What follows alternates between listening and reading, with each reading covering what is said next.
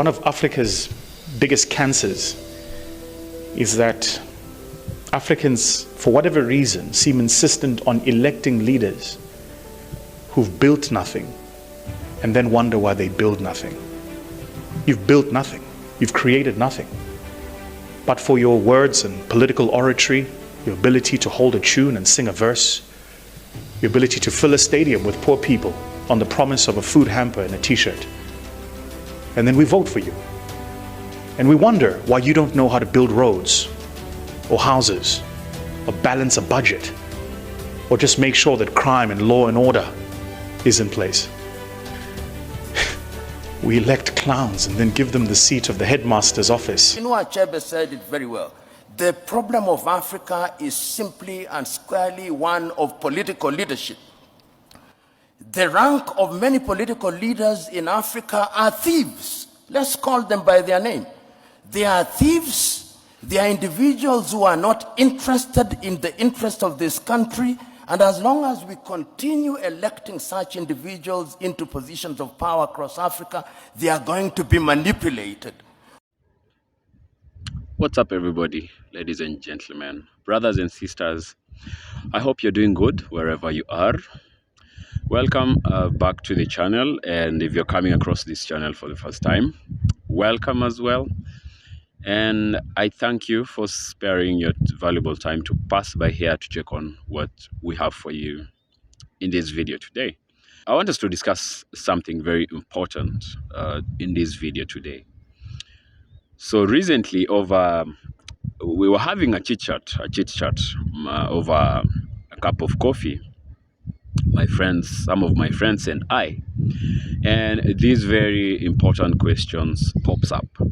This is a question that's rather a common question, especially in political dialogues or for conversations that are politically conscious. And it is might look like a very simple question, but it's a very important question.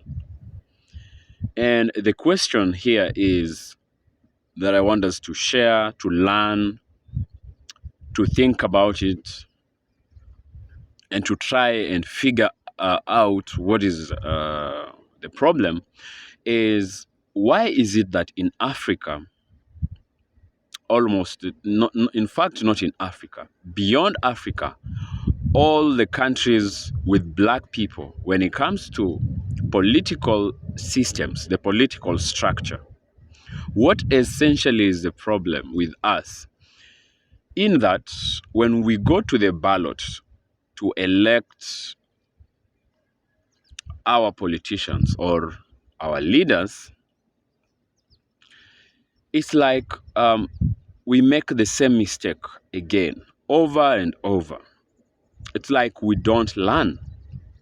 We elect back to office someone that is exactly, or sometimes even worse than the previous. Why is this phenomenon always the case with Africa, Caribbeans? What is the problem with us when it comes to, are we so bad as a society? We need to ask ourselves very hard and difficult, tough questions like this. Are we so bad as a society when it comes to making good decisions? We are so hyped in the times, the moments leading up to elections. We are so hyped.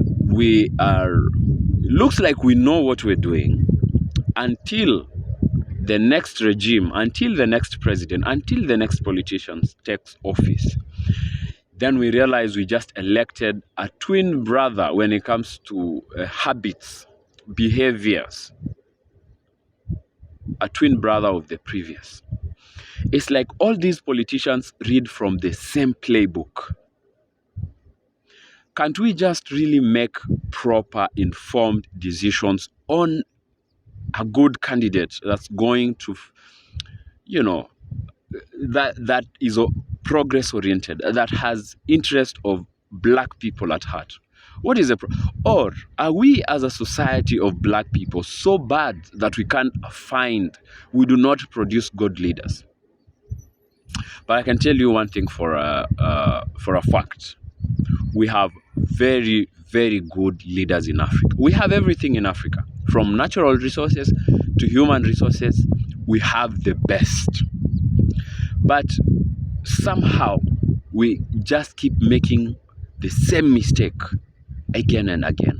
And what happens? It gets so bad to an extent that young people, for instance, keep saying, now we don't have to go, we don't need to vote anymore. We don't need to take part, because the difference is the same.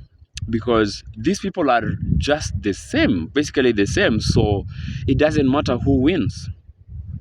But I often try to encourage my fellow young people, and I say, it is our democratic right, and let's not lose hope. We can never afford to lose hope, because hope is actually the fuel. Is a fuel that gets us going until we are able to experience our better days, because better days are coming. But before the better days are here, we'll need to make very informed decisions, not just informed decisions, very radical decisions. We need to change our behavior. We need to go back to the drawing board. We need to re-strategize altogether. I have a video of a brother who's going to shed some more light into this. Let's watch this together, and let's continue with this discussion right at the end. What is wrong with Africa? That is the question. You see, the question itself is really, really tricky and dangerous that I don't even know how to go into it. You go to any African country at the airport and you see a 14, 16-year-old begging to carry your suitcase and get some money. Ask that 16-year-old, what do you think about your country? Is it developed or underdeveloped? Oh, it's underdeveloped. And our politicians are corrupt. That is why it's underdeveloped. That evening, go to the hotel, that 5-star hotel, go to the restaurant. There may be some professors and some scholars and some very intellectuals eating. Ask them the same question you ask the 16-year-old. They'll tell you the same thing. Oh yeah, our country is this way because of our corrupt leaders. A 16-year-old street boy and an intellectual, they are both saying the same thing. You go to another country, you would hear the same thing. You go to the Caribbean, you will hear the same thing. It's the same rhythm, is the same refrain everywhere you go in Africa. Our politicians are corrupt. That's why Africa is hopeless. Seriously? The entire 54 countries in one continent. You believe each one of them for the last 60 years, every time they pick one person for president, it just somehow tends to be a corrupt man or woman. There is no probability in this world that would guarantee something like that. You see, but we have repeated this opinion for so long that we've come to believe it. And because of that, we do not even want to spend time looking for what possibly could be going on with the continent. Do you know an Africa that was never what you have now to compare? The day Africa started having a problem was the day you were told that there's something wrong with African countries. It's like a doctor trying to cure a sickness you don't have. When will he stop? And we've tried every method. Some with AK-47, chase the president out, bring some in through elections, pick some by force, replace some with family members, and the problem is not going away, but you still believe there is a problem. Opinions are roadblocks to solutions. Once you say it, and if it comes from somebody who has some power, people begin to believe it. In my own personal observation, I think here is where the problem lies. So one of our biggest problems with Africa, what is the problem with Africa? This is a problem with Africa from my perspective and a perspective of most people. I know many people will agree with this. Number one, colonial legacy. And this is a very, very important point. So what is this about colonial legacy? When the imperialists, the white imperialists were here, They institutioned, they structured political systems that favored them. And when we took power from them, supposedly, we inherited their structures as they were. And one thing we must know, we must recognize, these systems were never meant to benefit black people. There is no way we are going to inherit a system that was set up against us and think it is going to help us. So we need to run down, pull down everything that these people left and institute, restructure, re-strategize, and put up new systems from our own perspectives. So colonial legacy is one very important point. And number two is patronage systems. Patronage systems is where our political figures reward friends and allies and loyalty. They reward loyalties with, positions of power and resources. This often happens at the expense of the majority of the people. Now you get your friends. We do not use it. It gets to a point where it's not about meritocracy for us to get people to positions of power, positions that get our governments going. But we start rewarding friendships at the expense of, the majority of all of us, So sad. Now, we put into positions, very vital positions of leadership, people that are not leaders, people that are not qualified, but because they are our friends of politicians, That is also another point that's really the problem with us. Number three here is weak institutions. When I talk about weak institutions, now, most of our structures in government, we usually have the executive, usually with the presidency, and then we have the judiciary as an independent system within our governments, and then we have the legislature, just broadly. This is what happens with African leaders and leadership. We weaken these institutions so much, especially the judiciary, which should hold the presidency or the executive, the legislature, and everybody else to account. We weaken it so much. We make it like a subsidiary. I mean, the executive, often in most African countries of black people, because this extends beyond African continent, the executives swallows, literally, overpowers the judiciary so much so that nobody is to be held accountable in cases of corruption. The legislature kind of becomes like part of the executive. Let's get that very clear. That is really happening in almost all African countries.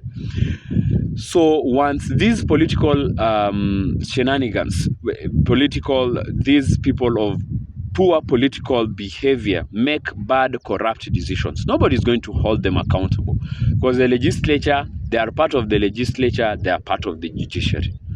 They are all same characters. Number four, we have economic dependency and external economic dependency. I know this is also related to the first point of the colonial legacy, where we are still looking up to the countries of the so-called the West, the global North, to help us. We look at monetary institutions like the World Bank, the IMF, who impose on us conditions on their loans, on their so-called grants and assistance, economic assistance. They impose on us their conditions. And these conditions, you look at these conditions, they do not favor us at any point as black people. They are selfish. They are meant to benefit them at our own expense. Now our political leaders, because they need these assistances so bad, they end up making decisions, making policies, implementing policies that are not meant to help us, to benefit us. Another thing you will realize, is a fifth point, is we have a fear of opposition amongst black people. We think having an opposition, having a fully functional democratic society is impossible. So we suppress any kind of opposition. We suppress any kind of dissent. Once you ascend to power, you suppress any dissent, any dissenting voices, anybody that tries to correct you, anybody that doesn't agree with what you say. They either go to jail, they are eliminated, they are hidden, they are manipulated. Somehow we have a fear for opposition. And for a country to democratically evolve, develop, we need to embrace dissent when it comes to people having different political opinions. Different political opinions actually drive us forward. They hold us to account. They put us on toes. Those that are in leadership positions are held to account. It's a third eye. So we need to start embracing opposition. And another point is the sixth point, or by the way, from now up, a different perspective, we have public expectations and cultural norms. So, and the electorate in Africa, in black people's society, have become so rigid, such that they already have bought into propaganda, into a certain playbook whereby they think those that have been in power previously, that have been actually fronting intentions that did not benefit them, are the ones that rightfully are leading us properly.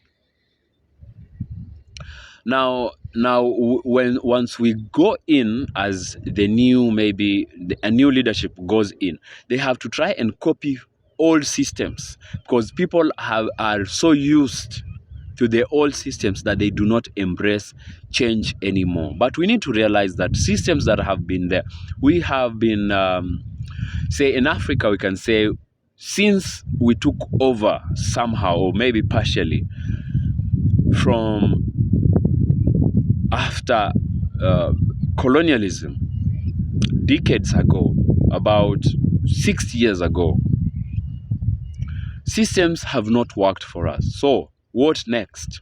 We need to start working on different kinds of systems that look like they are going to benefit us. We need to embrace change. We cannot be rigid, This is what is happening essentially in West Africa currently, and specifically the Sahel region. And I think for many of us in Africa and outside of Africa, in countries of black people in the Caribbean, I think our president of the year this year goes to one Ibrahim Traore of Burkina Faso, because he has come to challenge institutions that have oppressed and disenfranchised the people of Burkina Faso and people of Africa for ages.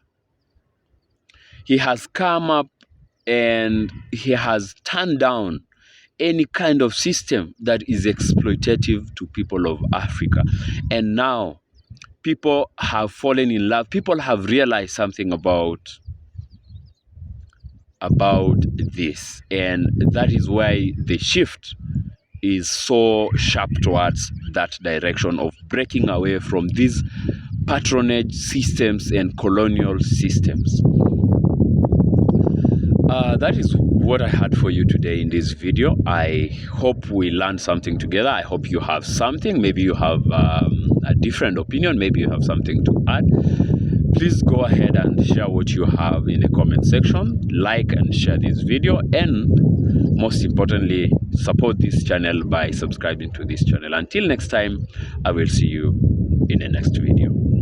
Peace.